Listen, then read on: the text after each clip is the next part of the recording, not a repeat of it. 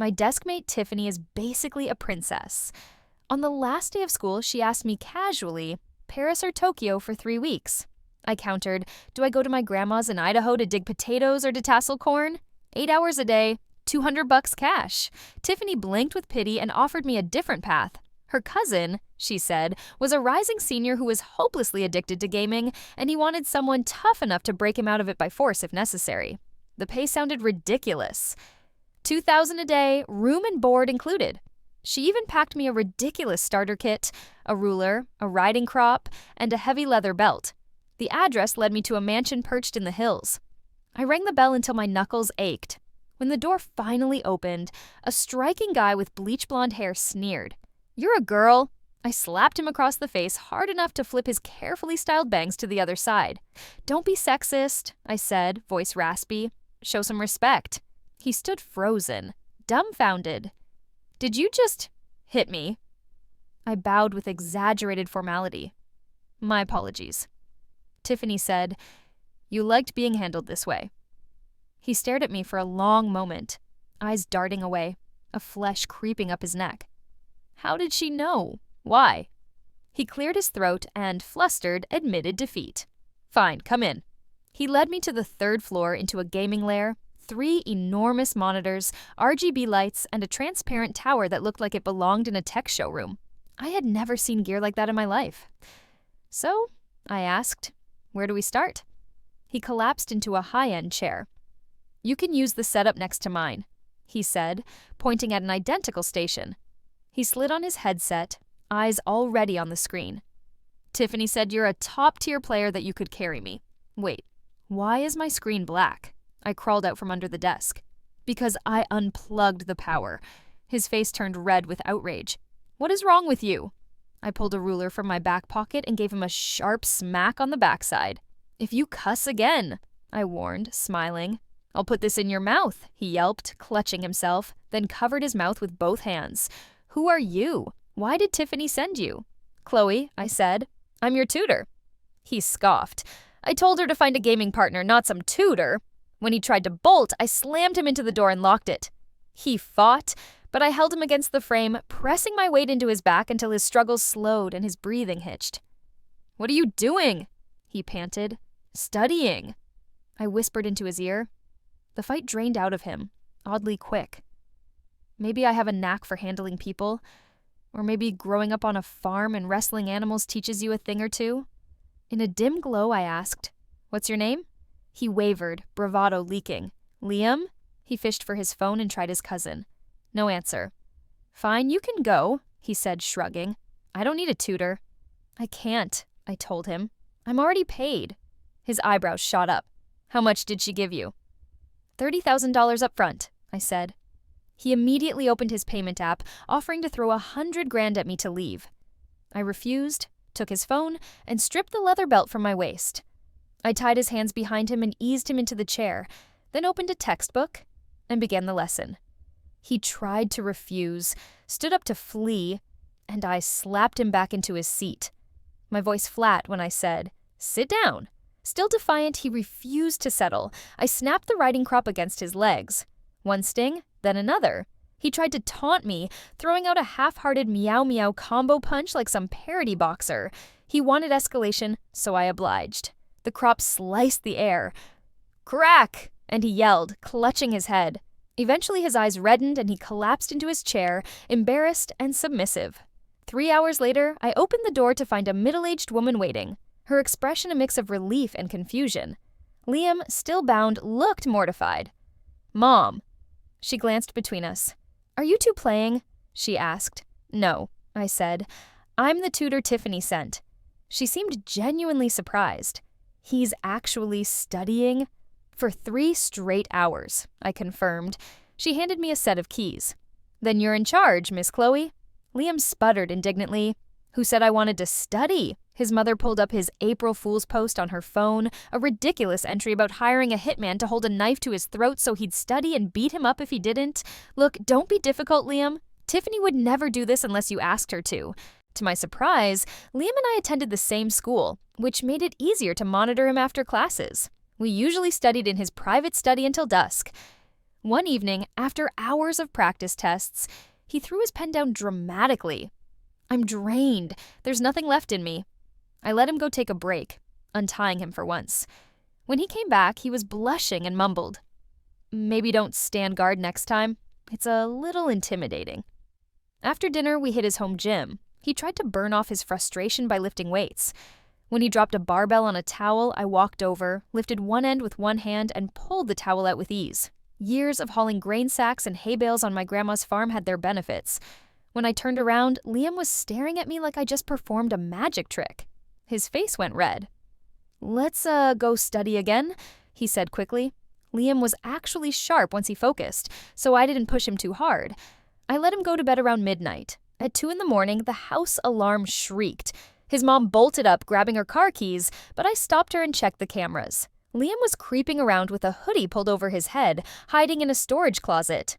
I stomped downstairs, flicked on the lights, and said in a spooky sing-song voice, "Ready or not, here I come. Where's our little genius hiding?" He nearly jumped out of his skin when I opened the closet door. "You're terrifying," he yelped. "Why hide?" I teased, dragging him out. "You learned 100 new words today."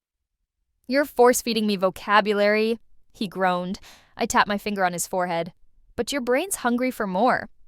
"This is madness," he cried. "Then stop running," I said cheerfully, holding up a pair of shiny silver cuffs his mother had given me as a joke. "If you sneak off again, I'll make you study until you forget what the weekend means." That shut him up fast. The next morning, Liam sat at his desk with his head on the table. His motivation was gone, so I brought in a surprise, a small pet rat. Liam shot upright. "Keep that thing away from me." "Don't be mean, he's adorable," I said, holding the cage. 200 words for everyone you miss, or I'll let him climb on your desk." "That's psychological warfare." "Then get to studying." He muttered every answer like his life depended on it. Whenever he hesitated, I tapped the cage and he'd shout the answer instantly. It was, oddly enough, the most productive session yet. By afternoon, he was all set. At 5 a.m, Liam refused to get up. I leaned over him and whispered, "Your Highness, are you still asleep? Shall I fetch your royal breakfast too?" He cracked an eye open, groaning. From that day on, his alarm blared at 5 a.m. sharp, and he jumped out of bed before I even knocked. He became a model student, suspiciously obedient, until I caught him texting his friends through the fridge's touchscreen. The chat was coded with emojis. "Friend, open hands game plus video game on." "Liam chicken what?" plus droplet time. "Friend crescent moon tonight plus okay. Hand 3 Liam 6785753. That night, someone crept into my room, took the spare keys, and escaped out the back fence into a waiting yellow Lamborghini. "Bro, you're free," his friend shouted. Liam grinned. "It's the art the game." But as the headlights swept the road ahead, I stepped into the light, smiling like a ghost. "Going somewhere, darling!" The car erupted with panic screams as the bodyguards dragged Liam back to his room. He curled up on the bed, trembling. "I'm sorry, I just wanted to play one game." I folded my arms. "And here I thought you were turning over a new leaf." He swallowed hard. "What are you going to do?" "Oh, nothing dramatic," I said, holding up his phone. "I might just delete your precious game account or maybe replace it with something more educational." His eyes went wide. "No, please don't." "Then study," I said, smiling sweetly. "Prove you can control yourself." "I'll do everything you assign," he promised frantically. "Good," I said. "Now turn to page 100. Let's see how much you remember." And that's how the infamous study boot camp truly began. Liam's essays were a disaster. Every paragraph veered off topic like a car with no steering wheel. I tried explaining patiently at first. You need balance. If your argument is simple, make the example shine. If your structure is plain, add quotes with weight. I gave him the prompt overcoming adversity and expected something thoughtful. Maybe Frost, maybe Martin Luther King. Instead, he wrote, "My destiny belongs to me. Naruto." I stared at the paper, then at him. "Congratulations! You've invented a hybrid genre. Shakespeare meets Dr. Seuss. Shake Seuss." His math wasn't much better. I'd explained the same problem 3 times, and he'd still look lost. "Come on, think," I said, half exasperated. "You know this formula." He blinked helplessly. "I forgot," I groaned.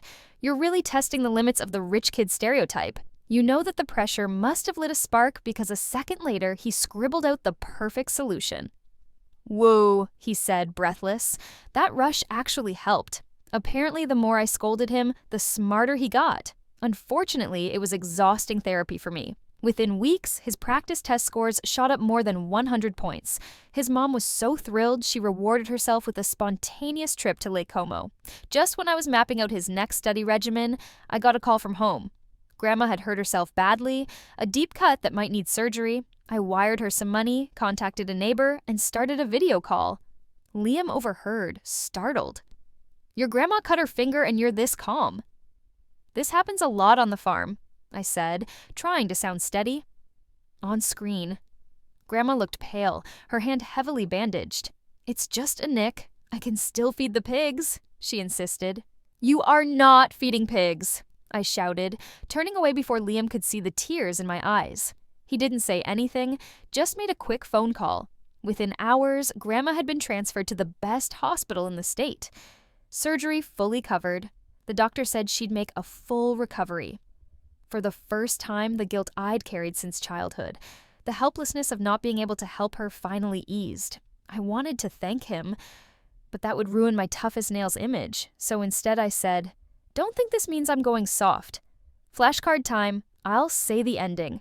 You say the beginning." Grandma blinked. "Is that how you think people now?" Liam laughed. "It's fine, Grandma. If she doesn't yell at me, I can't focus." Grandma sighed. "Kids these days." I tried returning the leftover $30,000, but Liam waved me off. "I'm a shareholder at that hospital. You think I pay for treatment?" Then he smirked. "If you really want to thank me, there are other ways." "Fine," I said. "I'll get you into an Ivy League." He paled.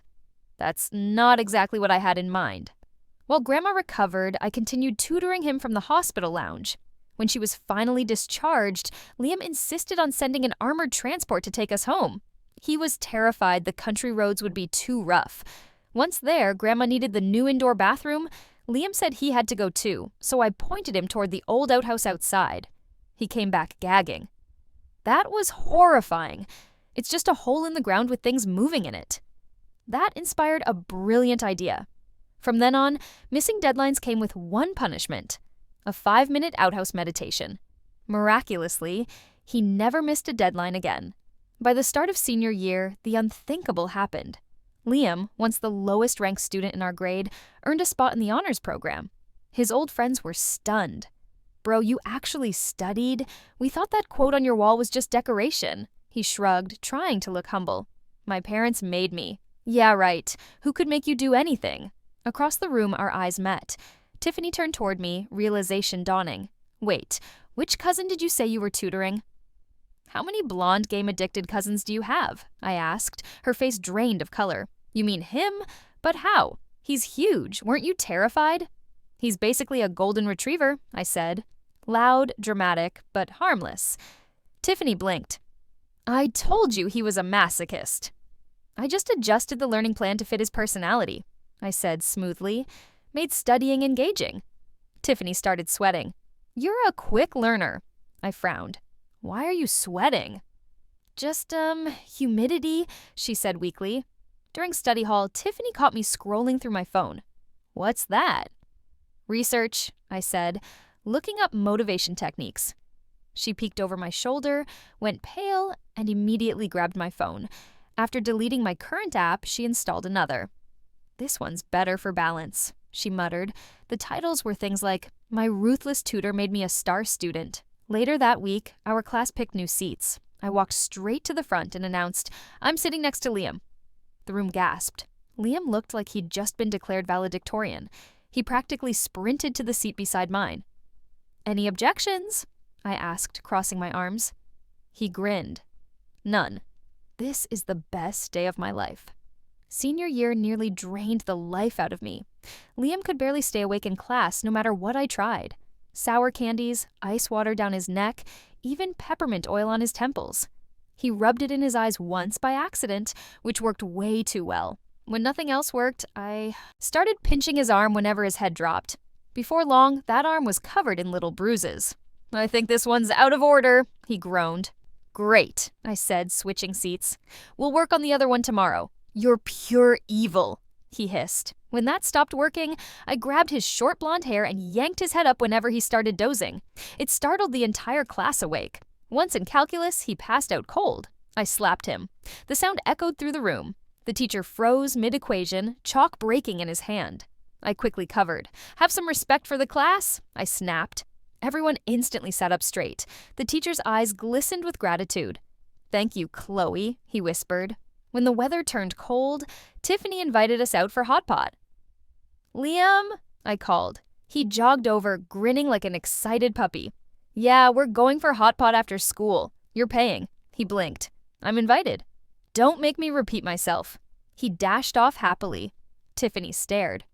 "How do you control him like that?" At the restaurant, Tiffany ordered a mild broth. I added an ungodly amount of chili oil to Liam's bowl. "Chloe, he can't eat spicy food," she protested. "He'll live," I said, eyeing him. "You're going to eat it, right?" He nodded, terrified, but obedient. One bite later, his face turned crimson. When he reached for his yogurt drink, I held it down. "Don't be dramatic." He grabbed a glass of hot tea instead. "Bad choice." "Well," I asked, smiling, "how does it taste?" He wheezed. "It's amazing." "Say, thank you." "Teach thank you." Tiffany muttered something under her breath that sounded suspiciously like a prayer. After midterms, Liam's scores weren't terrible, but still not Ivy League level. I marched to his house and demanded he take off his shirt. "On your knees," I ordered. "You've wasted enough time." The sound of my belt snapping made him flinch. His mom knocked, hesitating. I'm not against young love, but you're both still minors." Before I could react, Liam shouted, "What?" "No, we're studying. When she's done, I have to rewrite all my wrong answers 100 times." His mom sounded almost disappointed. "Oh, that's it." Me? Under my brutal tutoring, his grades skyrocketed, but the moment I relaxed, he slipped again, sneaking out to play video games with his friends. I found him in the library and smacked him lightly. "You were supposed to be sailing into finals. Now we have to cram again. Are you going to keep playing, huh?" His friends, whispering nearby, said, "Bro, at least offer her the other cheek so your face stays even." Apparently, fear and desperation are great motivators. By graduation, Liam had gone from a C student to earning a spot at a top-tier university. His mother tried to hand me $1 million bonus. "I can't take this," I said. "He already helped pay for my grandma's surgery. I owe him." "Don't be silly," she said warmly.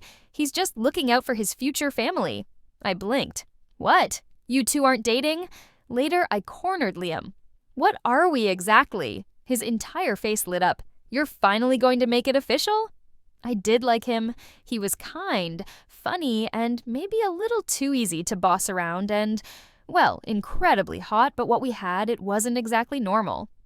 "Sorry," I said at last. "I don't do labels." His expression shattered. "So it was just a game after everything. Can I at least visit you when we're both in the city?" That look, those sad, hopeful eyes, made my chest tighten. I kissed him. He froze. "You don't ask questions," I whispered. "Just kiss me back." After that, Liam turned into a hopeless romantic. He flooded my phone with flirty texts and videos, trying to get a reaction. I kept him dangling, half reward, half punishment. Every time I saw that wounded look on his face, I couldn't help but smile. He probably thought he was suffering, but the truth was, we both loved the game. At our graduation party, Liam decided to serenade me with the cheesiest love song imaginable. I downed my drink to survive the embarrassment. When he came over later to toast me, I said, "Sure," but then poured my drink into my palm. "You can drink it like this." His eyes widened. "Wait right here," in front of everyone. I leaned close enough for only him to hear. "That's what makes it humiliating. Isn't that your thing?" He hesitated for a heartbeat, then took my hand, eyes locked on mine, and slowly licked the drink from my palm. The room erupted in screams and laughter, and honestly, yeah, that was unexpectedly hot. During our sophomore year, we joined a hiking trip. Liam had custom-made matching boots for us, proud as ever. I was about to try mine on when an idea came to me. "Liam," I said, "put my shoes on for me." He froze, then instantly bent down. "Kneel," I added, enjoying his hesitation.